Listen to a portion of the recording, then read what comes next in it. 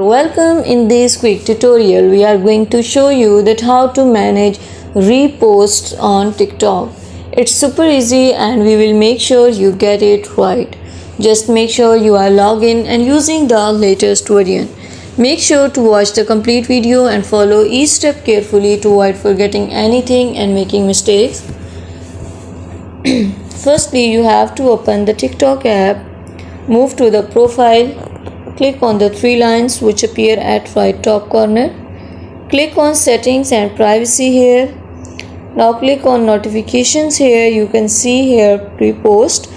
By turning it on, you can repost and the people can repost your video on their TikTok accounts. By turning it off, they are not allowed to repost the videos. By turning it on and off, you can manage your reposts on TikTok. Thank you so much. That was all. Please consider showing your support by commenting, liking, sharing and subscribing to our channel for more valuable content in the future. Your engagement is highly appreciated. I wish you very good luck. Thanks.